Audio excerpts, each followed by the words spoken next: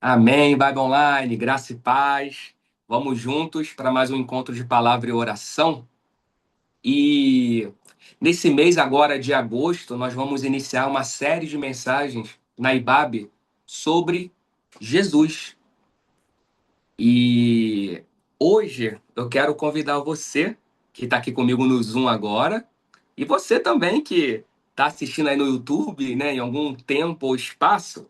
Quero te convidar a abrir a Bíblia comigo. Nós vamos ler o Evangelho de Jesus, segundo as narrativas de Mateus, capítulo 24. Mateus 24, a partir do verso 1.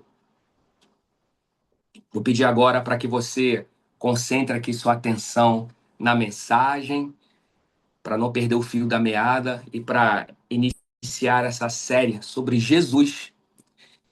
Senhor, obrigado, Pai, por mais uma oportunidade que o Senhor nos concede de estarmos aqui reunidos nessa grande casa que é a IBAB Online. Obrigado, Jesus. Pessoas de tantos lugares, tantos mares, em fusos horários diferentes, em lugares diferentes, mas reunidos na pessoa de Jesus, juntos com o Senhor. E quando a gente está junto, o nosso encontro é casa. Abençoa-nos, Pai, conduza-nos. E que ao término deste encontro de hoje, assim como os demais, a gente possa sair um pouco mais parecidos com o Senhor. Esse é o nosso objetivo, ser mais parecido com o Senhor. Muito obrigado, Jesus. Oramos, te agradecemos, em nome de Jesus. Amém, amém e amém. O tema da mensagem de hoje, você que gosta de anotar, eu sei que você gosta, anote aí, hein? O dia em que Deus mudou de endereço. O dia em que Deus mudou de endereço. Deixa eu te fazer uma pergunta. Deixa eu ver aqui. Quem aqui já mudou de endereço alguma vez na vida? Ou várias vezes na vida? Olha aí quanta gente. Eu também já mudei. Já mudei de endereço. E não sei se você passou por essa experiência. Olha aí, muita gente, né? É quase. Hoje em dia é quase que normal, né? Olha lá, acabou de mudar. Você já passou por essa situação que você muda de casa, de apartamento, aí você avisa um monte de gente, atualiza os endereços, mas aí sempre tem aquele contato, aquela pessoa ou aquela instituição que acaba não ficando sabendo que você mudou de endereço. Aí, conclusão, a pessoa vai lá e toca a campainha da sua casa, do seu apartamento antigo. Aí a pessoa, oi? Quer falar com o Bruno? Ih, mora aqui mais não, se mudou. Já aconteceu isso? De cartas, né? Carteiro entrega cartas no endereço antigo. É toda uma burocracia. O boleto, olha aí, não chega, é verdade. A pessoa procura você, mas procura no endereço antigo. Então, mudar de endereço tem uma logística operacional, né? Caminhão, mudança, carregar coisa, mas também tem uma logística de processo, né? Você reconfigura a sua vida, né? É muito interessante. Então, muita gente aqui já passou por essa experiência de mudar de endereço e sabe como isso é desafiador, né? E se a gente não não se atentar com isso, muita coisa fica presa e vai para o antigo endereço. Aí a vida, imagina aquela carta importante. Nossa, aquele aviso que você passou para aquele, de repente, aquela faculdade, aí foi lá para casa antiga. E você, puxa, se eu tivesse lá, tinha visto. O bom é quando o morador atual vai lá, não, ó, deixa eu avisar lá. Aí, né? É bom. Mas olha só, interessante, né? Interessante que isso faz parte de uma experiência nossa de vida, né? A mudança de endereço. Pois bem, pessoal,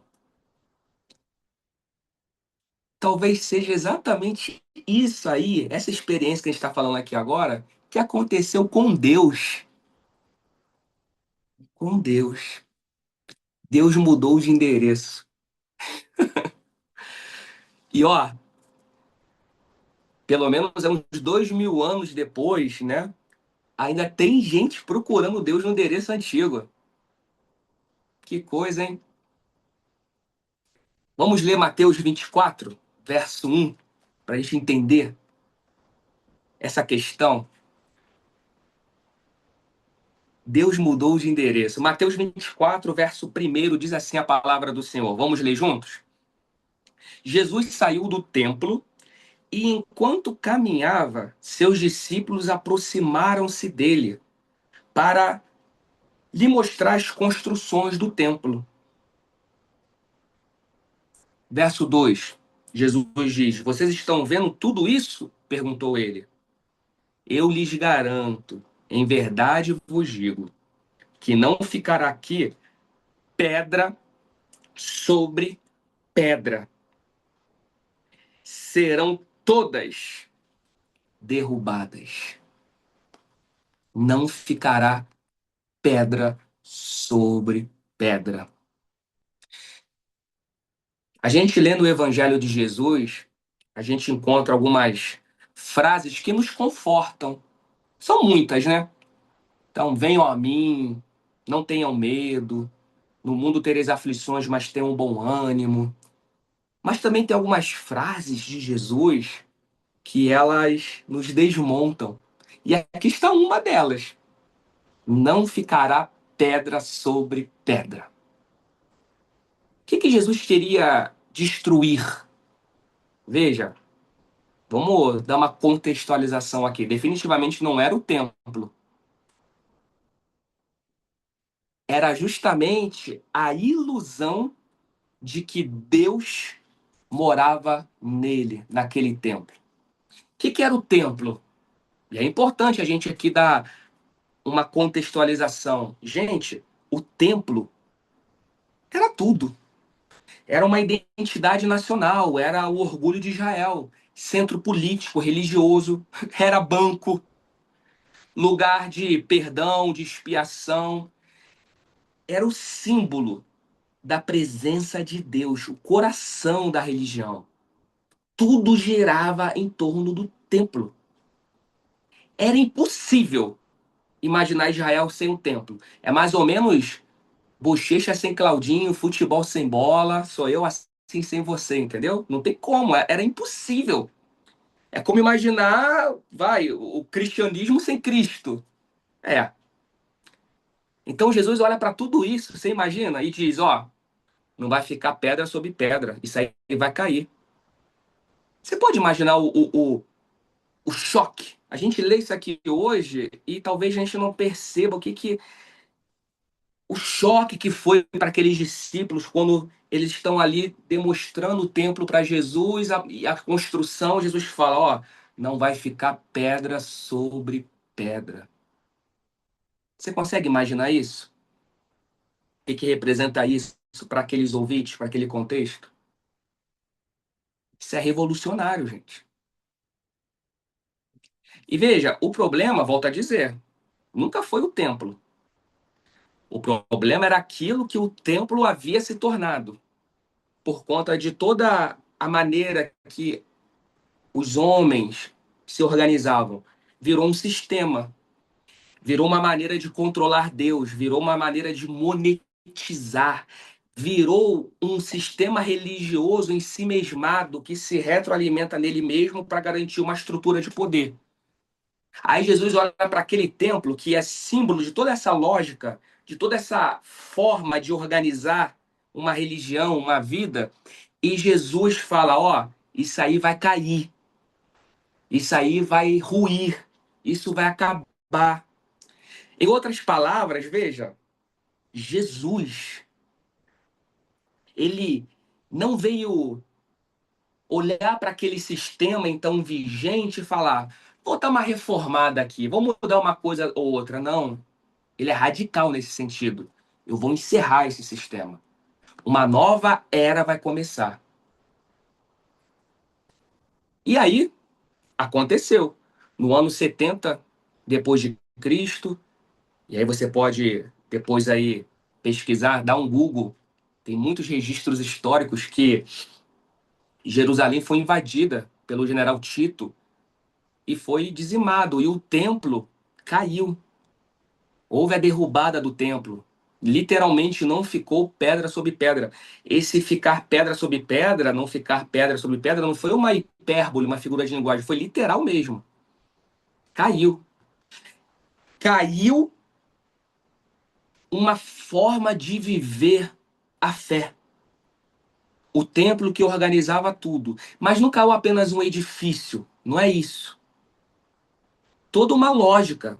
Ali tinha sacerdote, tinha sacrifício, tinha ritual, tinha hierarquia, tinha distâncias. Aqui você pode entrar, aqui você não pode, assim você não vem, assim você pode vir, precisa se preparar. Era uma outra lógica. Jesus anuncia o seguinte, ó, tudo isso vai terminar. Amém, Babilônia? Até aqui tudo bem? Nessa introdução? Beleza? Deixa eu ver aqui o chat se está todo mundo na mesma página para a gente seguir com o raciocínio. E eu beber água também. Amém? Boa! Valdec, pessoal aí, tudo maravilha. Amém.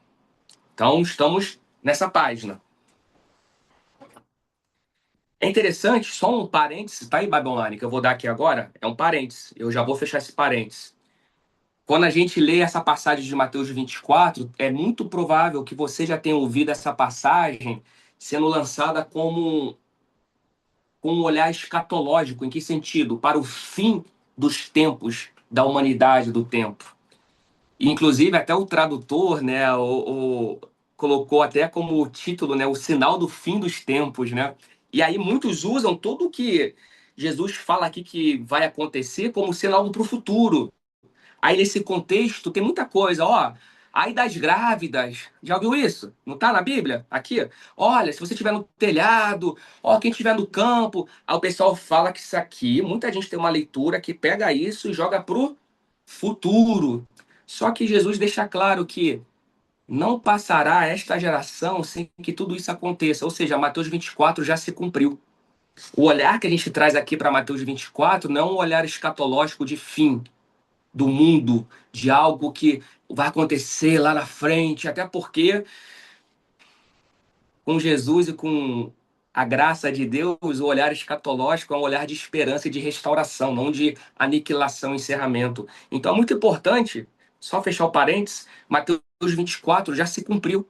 A gente não tem que olhar essa passagem inteira de Mateus 24 e jogar isso para hoje e principalmente para um futuro.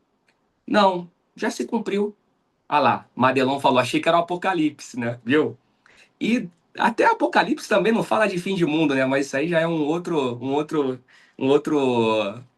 assunto. Então, Mateus 24 já se cumpriu, já aconteceu naquela geração. Então, tudo que está aqui era Jesus falando para um público presente. Por exemplo, quando ele fala, ai das grávidas, o que estava por trás disso? Só mais um parênteses, o último parênteses, tá bom? Não vou ficar abrindo muito parênteses aqui não, mas é importante dar esses pingos nos is aí pra galera. Porque, ó, Roma vai invadir. Aí das grávidas. Porque um soldado romano, se vê uma grávida, ele vai fazer questão de assassiná-la. Porque é como se ele estivesse matando ali não só um inimigo, mas um futuro potencial soldado que poderia se levantar contra Roma. Então, a grávida era quase que um troféu para aquele império opressor e para um soldado. Por isso que fala, ai das grávidas. Aí tem gente que fala que, quando Jesus falou isso, é porque ai das grávidas, que se for arrebatada, vai arrebatar o filho. Gente, pelo amor de Deus, né? Nada a ver, com todo respeito, mas não vamos por essa linha, não. Tinha um contexto ali. E já aconteceu. Já aconteceu. Fecha parênteses, beleza? Olhar de Mateus 24 como sendo algo já cumprido naquela época, naquela geração, que culminou no ano 70 depois de Cristo com a queda do templo, através do general Tito, que invadiu Roma, que invadiu Jerusalém. Aí, veja bem, com essa lente a gente está lendo agora Mateus 24, beleza? Caiu o templo, caiu uma estrutura de fé. Jesus está anunciando, ó, tudo isso que vocês estão vendo aí vai terminar. E eu quero te convidar agora, abre comigo a sua Bíblia em João capítulo 2, verso 19. O pessoal aqui foi abrir parênteses, né? Quase que o parênteses virou até a mensagem, ó. Um monte de gente falando aqui, a Patrícia. Gente, que leitura diferente do que eu ouvi. Quem sabe a gente nos traz no futuro um tema só disso, pessoal? Seria legal, né? Então, Guardem aí, vamos, vou deixar esse parênteses aí um pouquinho mais aberto para no futuro a gente poder falar mais de Mateus 24. Dá para fazer um estudo bem legal com isso. João 2, verso 19. Amém, Patrícia? Tamo junto, vamos junto. Olha o que diz João 2, João, capítulo 2, verso 19. Diz assim a palavra do Senhor, pessoal. Jesus, ele fala assim, ó. Jesus, eu vou ler um pouquinho antes para a gente ter o contexto, tá? Então os judeus, verso 18 de João 2. Então os judeus lhe perguntaram: que sinal milagroso o Senhor pode mostrar-nos como prova da sua autoridade para fazer tudo isso? Aí no verso 19 de João 2, Jesus respondeu: destruam este templo, o mesmo templo, e eu o levantarei em 3 dias. Verso 20, os judeus responderam: esse templo levou 46 anos para ser edificado e o Senhor vai levantar em 3 dias? Mas o templo do qual Jesus falava era o seu corpo. Depois que ressuscitou dos mortos, os seus discípulos lembraram-se do que ele havia dito. Então creram na Escritura e na palavra que Jesus dissera. Olha que interessante. Madelon já pegou aí. O templo era Jesus. Boa, Madelon. Tu pegou o X da mensagem aqui. Guarda isso. Jesus, então, ele usa justamente a frase, olha, o templo, ele se refere ao templo como sendo o seu próprio corpo e a sua futura ressurreição. O pessoal dali estava pensando no prédio, no templo, no tijolo, na estrutura. Jesus falava dele mesmo. Essa passagem de João que nós lemos agora, ela pode sim preparar para a gente ler Mateus 24, que nós lemos também. Porque o verdadeiro templo estava diante deles e não era aquele feito por mãos humanas, não era o de pedra, é o templo que é uma pessoa, a saber, Jesus. Amém? Jesus é o templo.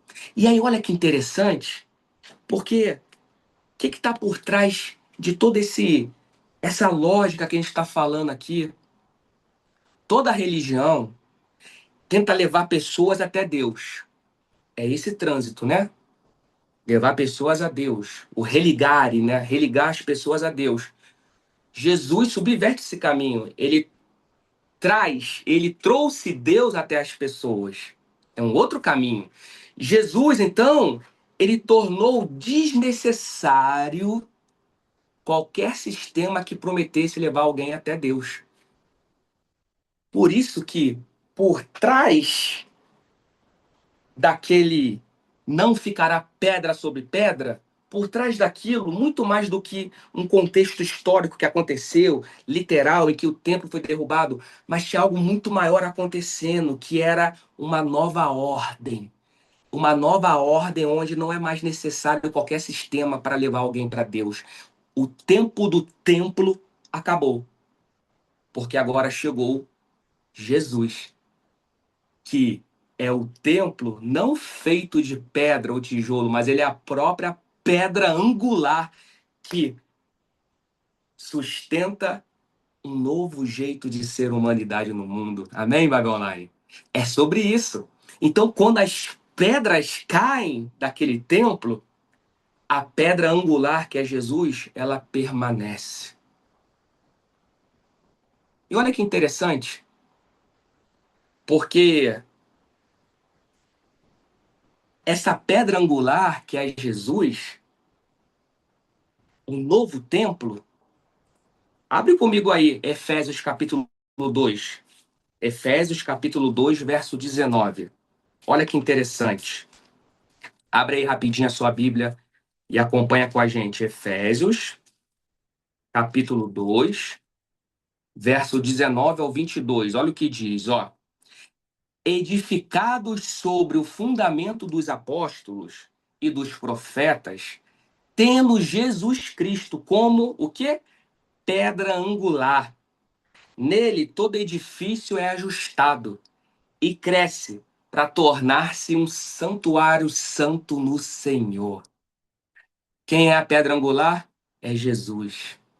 Paulo aqui em Efésios, ele escreve justamente para quê? Para explicar que judeus e gentios, a galera toda, todo mundo, agora forma um só povo.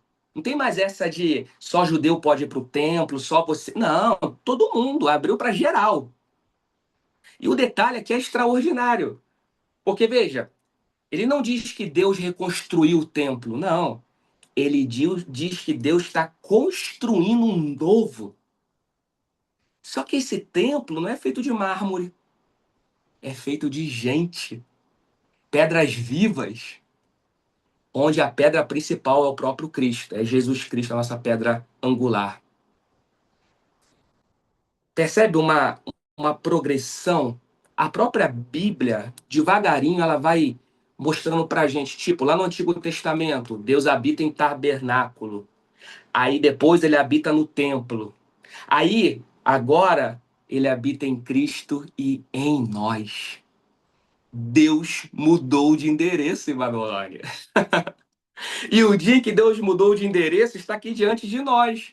Quando Jesus Cristo se fez homem, chegou até nós, e ele olha para aquele todo o sistema lá e fala: Ó, não vai ficar pedra sobre pedra aí. Passou. Amém?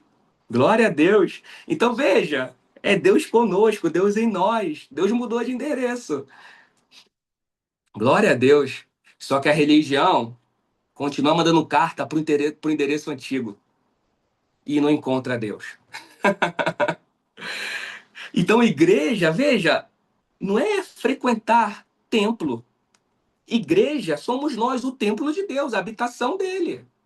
Somos todos, isso aí, vizinhos de Jesus, uma coisa boa. Ó. Cadê? É tudo praça, é condomínio, vizinho, é tudo junto. Jesus, ele não reforma, ele reconstrói, ele muda o fundamento. Então, essa revolução de Jesus não é tipo mudar uma coisinha ou outra, não. É uma nova era. Não fica pedra sobre pedra. Agora, é uma pedra angular, Jesus, que muda tudo. O templo caiu, Cristo permaneceu. Amém? Glória a Deus por isso. Glória a Deus. Jesus mudou o endereço de Deus. Agora vocês entenderam aí o tema da mensagem, viu? Faz sentido. Jesus mudou de endereço, Deus mudou de endereço. E é interessante, eu quero aqui seguir com vocês. Tem um teólogo muito interessante que é o José Maria Castilho, teólogo latino-americano. Ele tem uma tese muito interessante mesmo, muito. Esse teólogo, José Maria Castilho, ele fala assim, ó: não partimos de uma ideia prévia de Deus para compreender Jesus. Pelo contrário, é Jesus quem nos revela quem Deus é. Eu acho isso lindo. A gente não parte de uma ideia prévia. Ah, o que é Deus? Quem é Deus? Ah, eu quero saber quem é Deus para compreender Jesus. Aí a gente fica tentando provar, né, os teólogos. Jesus é Deus. Tá bom, mas quem é Deus? Como é que você vai saber quem é Deus a partir de quê?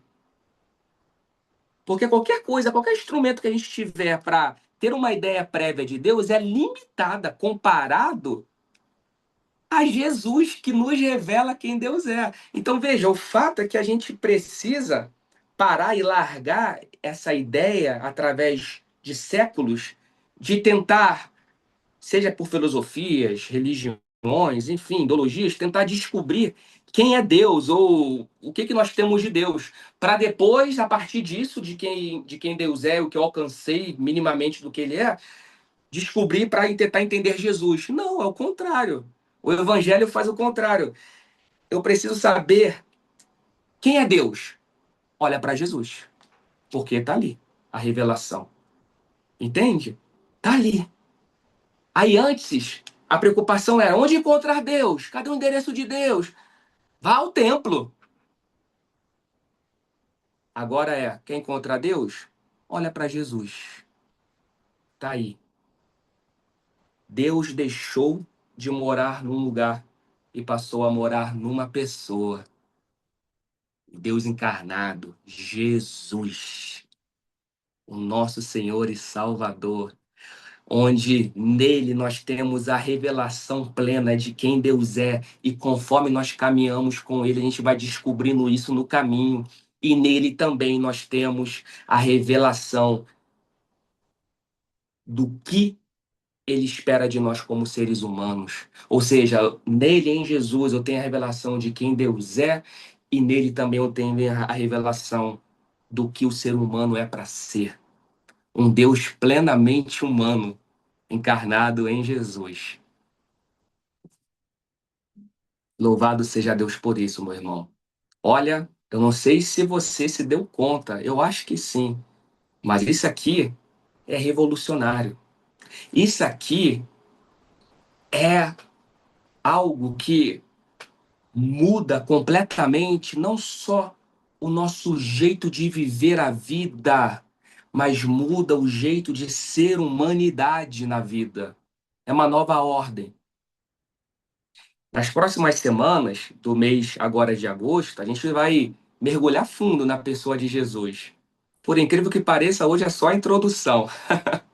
A gente vai mergulhar não para estudar religião, mas para estudar a pessoa de Jesus no sentido de o que Jesus fazia, o que ele dizia, como é que ele tratava os pobres. Porque se agora a minha religiosidade sai do templo e a minha vida passa a viver numa espiritualidade em Jesus, isso muda o jeito de eu tratar o pobre, tratar as pessoas, enfrentar os religiosos, como eu amo, como lidar com as crianças, como ele lidava com os poderes da época, como ele chorava, como ele sentia, enfim, como ele vivia, como ele viveu.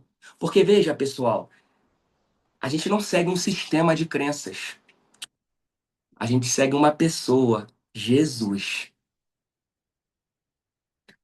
Eu volto a dizer, a religião continua batendo na casa antiga e entregando carta para o endereço antigo de Deus.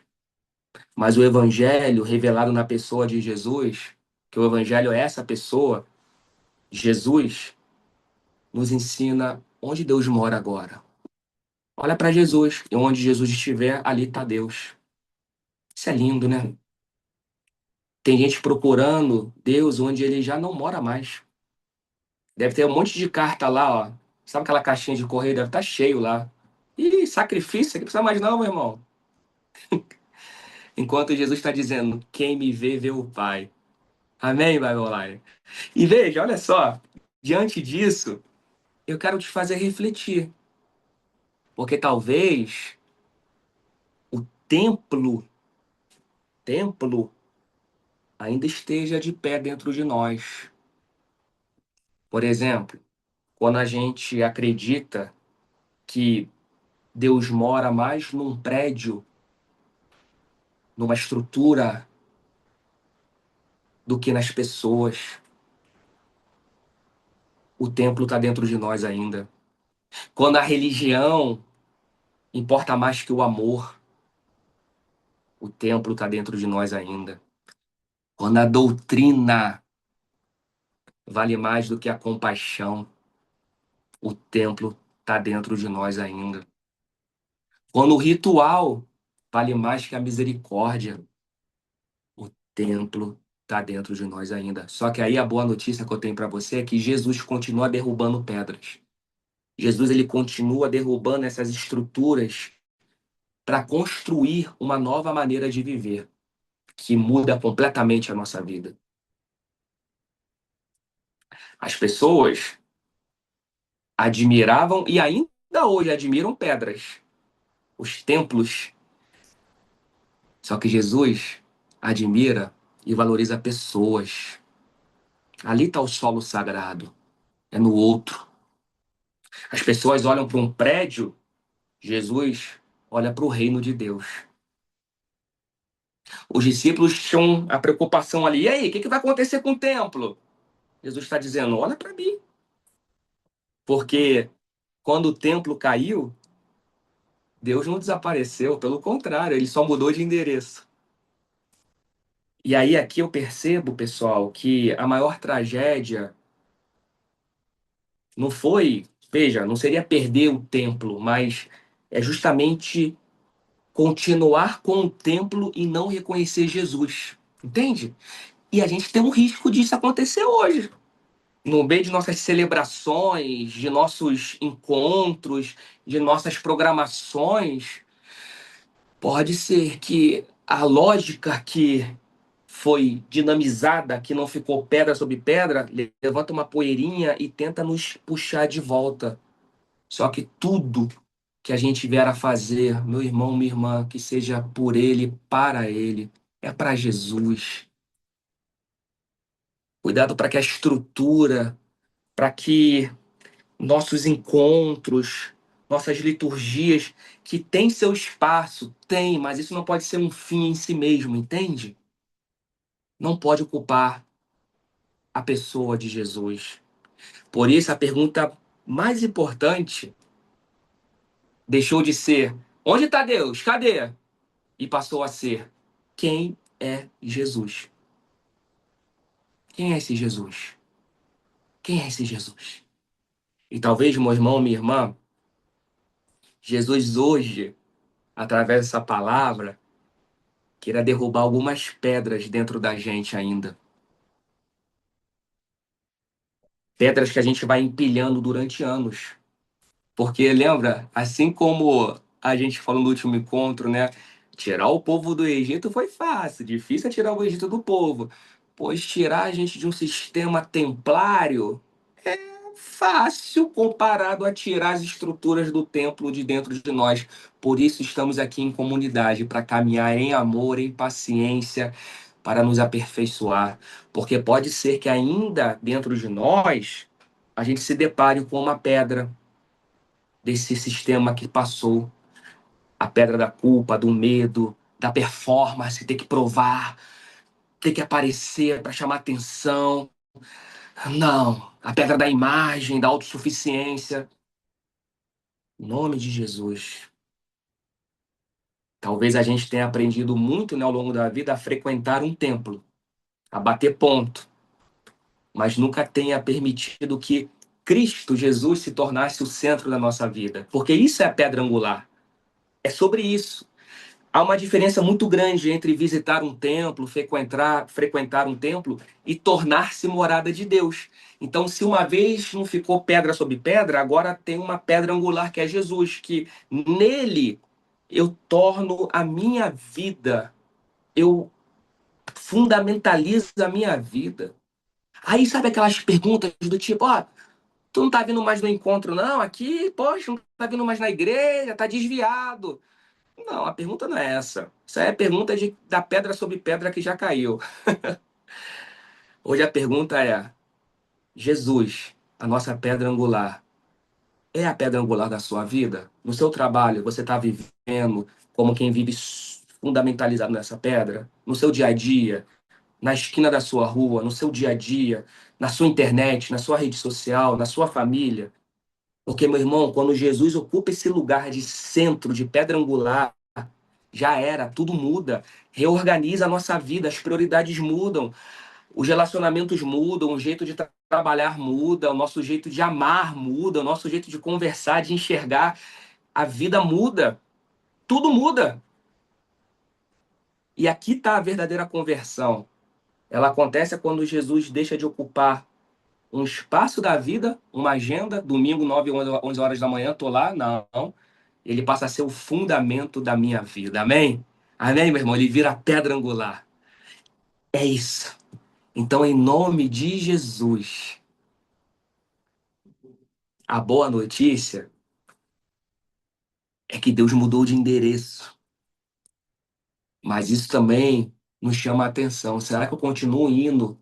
Será que a minha vida está caminhando como aquele carteiro que não atualizou o endereço novo e continua batendo na porta antiga e perdeu Jesus de vista? Vamos orar. E a minha oração é que o nosso coração esteja alinhado nessa pedra angular que substitui as pedras que foram derrubadas do templo, para que nessa pedra angular que é Jesus, eu construa um novo jeito de ser humano. Amém? Eu quero orar com você, Bible Online. Eu quero orar por você nessa hora. diante daquilo que o Espírito Santo falou conosco nesse momento. Se você puder fechar seus olhos, fique à vontade, mas a minha oração, Senhor Jesus, nessa hora, Paizinho, é que sim, durante muito tempo nós pensamos que poderíamos encontrar o Senhor em lugares, em sistemas, em estruturas. Às vezes a gente coloca isso até na política, Senhor. Meu Jesus, que não fique pedra sobre pedra, Pai. Que a gente passe por essa desilusão, destrua nossos castelos de areias, nossos castelos de templos, para que hoje a gente possa contemplar novamente que o Senhor não nos chamou para seguir uma religião, o Senhor nos chamou para seguir uma pessoa, o Verbo que se fez carne, Jesus. Por isso, Pai, derruba as pedras que ainda permanecem dentro de nós. Sim, Senhor, com o poder do Teu Espírito Santo, as pedras de culpa, de aparência, de religiosidade performática, da autossuficiência, da falsa segurança, e constrói, Pai, nesse terreno, nesse lugar, constrói uma nova casa, uma nova morada. Faz do Senhor Jesus o fundamento da nossa vida, em nome de Jesus. Que a nossa fé não venha estar apoiada em prédios, em tradições, em costumes, em teologias, em credos, mas que ela possa estar unicamente apoiada na pedra angular, a pessoa de Jesus. É isso que nós desejamos, Pai. Ajude-nos. E que ao longo desta série que nós, como comunidade, vamos viver aprendendo sobre Jesus, nossos olhos sejam abertos para enxergar Jesus como talvez a gente nunca tenha visto antes. Revela-nos, Senhor, quem Tu és. Obrigado, Senhor, porque o Senhor está conosco, o Senhor está em nós, porque quanto mais conhecemos o Senhor, mais conhecemos o Pai. Quanto mais conhecemos o Senhor, mais conhecemos o Pai. E é essa esperança que nós oramos, Pai. E eu peço para esse coração do meu irmão, da minha irmã que está aqui me ouvindo agora, estamos juntos orando. Sonda-nos, Pai. Vê se há em nós pedras que ainda testificam o antigo endereço de Deus e que possa tirar de nós, aos poucos ou de uma vez só. Aí o Senhor sabe a tratativa que cada um precisa receber, mas que todos nós, sem exceção, possamos estar nesse processo, saindo de uma estrutura de pedra e se reerguendo num jeito de viver a partir do Senhor Jesus, a nossa pedra angular. E como comunidade possamos enxergar no outro pedras vivas, seres humanos, onde possamos vivenciar a tua natureza uns com os outros, Pai. Que possamos ser a tua presença na vida do outro, Jesus, porque esse é o seu jeito de viver nesta nova humanidade que o Senhor veio inaugurar. Obrigado, Jesus. Em nome de Jesus. Amém, amém, amém, amém, Bible Online. Amém. Louvado seja Deus por essa palavra e que essa graça continue a nos sustentar. Amém.